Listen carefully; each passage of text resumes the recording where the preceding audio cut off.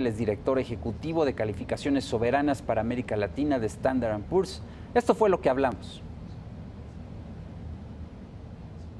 Gracias. Estoy con Roberto Sifón. Él es director ejecutivo de Standard & Poor's, jefe del grupo responsable de las calificaciones soberanas para América Latina, incluido México, obviamente. Roberto, gracias por esta entrevista para el financiero Bloomberg. Gracias por la invitación. Quiero preguntarte, ¿qué retos plantea para México la nueva coyuntura postelectoral en Estados Unidos?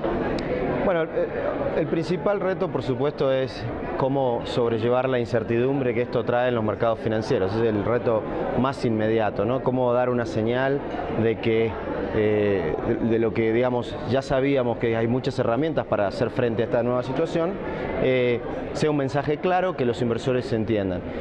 El siguiente reto es cómo prepararse y posicionarse para el mediano plazo y para los distintos tipos de escenarios que pueden llegar cuando uno mira que el país está entrando en un proceso de elección presidencial, etcétera, que va a tener dentro de 2 años. Y el último reto es obviamente cómo afrontar a lo que sea que vaya a venir, digamos, desde este nuevo resultado que vos comentabas, y hacerlo de una manera en la cual, si es posible, terminar saliendo mejor que lo que estaba antes, ¿no? En esta coyuntura, en este momento, el peso mexicano ha sido la moneda emergente quizás al dólar. ¿Cómo valoras tú la respuesta de política económica de las autoridades mexicanas ante esta nueva realidad? Digamos, la respuesta que hemos visto, la primera respuesta que hemos visto ha sido una suba de la tasa de interés, ¿no? Lo cual es lógico, razonable, y entendemos de dónde viene, hacia tratar de dar un mayor atractivo para inversores extranjeros y que eso haga que la depreciación no continúe. Lamentablemente creo que los resultados que vimos después de esa suba de la tasa de interés no han sido exactamente eso que acabo de decir, ¿no? Vimos que el peso de hecho se ha depreciado un poquito más. Y el otro factor que lo hace menos positivo al tema es que mayores tasas de interés en una economía que tiene muy bajos niveles de crecimiento nunca son positivos, ¿no? ¿Qué riesgos enfrenta la calificación soberana de México en esta coyuntura? Sabemos, hace unos meses Standard & Poor's le puso una perspectiva negativa a la calificación de México, pero ¿cuáles son los riesgos sobre la calificación a partir de esta nueva realidad política en Estados Unidos? Mira, los riesgos continúan siendo los mismos. Sinceramente, los factores detrás de la perspectiva negativa de la calificación eran factores que venían de temas endógenos de la economía mexicana. Bajos niveles de crecimiento, una estructura fiscal muy apretada, que como consecuencia tuvo un nivel de endeudamiento que fue creciendo en la última década y casi se duplicó. Esos son todos temas internos de México. Creo yo el principal desafío ahí es, habiendo pasado todas las reformas que se pasaron, es que la economía empiece a crecer a un nivel más adecuado.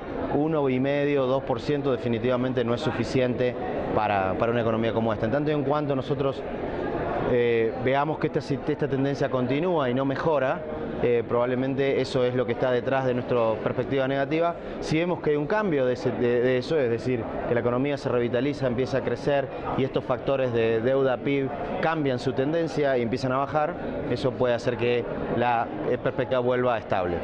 ¿Qué pasa con las reformas estructurales? Porque México es el país que quizás más reformas ha hecho en los últimos años, pero los resultados todavía no se alcanzan a advertir. ¿Habrá que dar tiempo o la... Pronto para decir que las reformas no están dando resultados? Definitivamente no están dando los resultados en el tiempo en el que el mercado pensó que los iba a dar, eso es cierto. Creo que hay muchos temas de estructura, de la estructura de la administración pública, de la estructura del sector privado, etcétera, que han hecho que muchas de estas reformas, que yo creo que en el futuro sí van a terminar dando frutos, se haya demorado el fruto de esas reformas, perdón. Pero creo yo que en general es un factor positivo y es un factor muy importante atrás de fortaleza, atrás de la estructura económica de México, Pero como vos decís, el tema es que hay un gran interrogación que en qué momento realmente se van a empezar a ver los frutos. Por el momento no se han visto y bueno, es la realidad que tenemos hoy, ¿no? Por último te pregunto, ¿hay alguna posibilidad de que la calificación soberana de México pueda sufrir alguna modificación?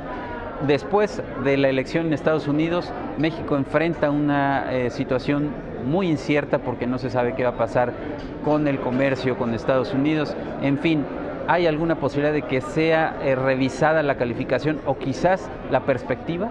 Bueno, la verdad que la respuesta es siempre hay posibilidad. Nosotros estamos continuamente evaluando las calificaciones y en el momento que veamos algo que cambia nuestro escenario base, lo reflejamos con un cambio de la perspectiva, un cambio de la calificación. Eso puede ocurrir mañana, dentro de 6 meses o dentro de un año.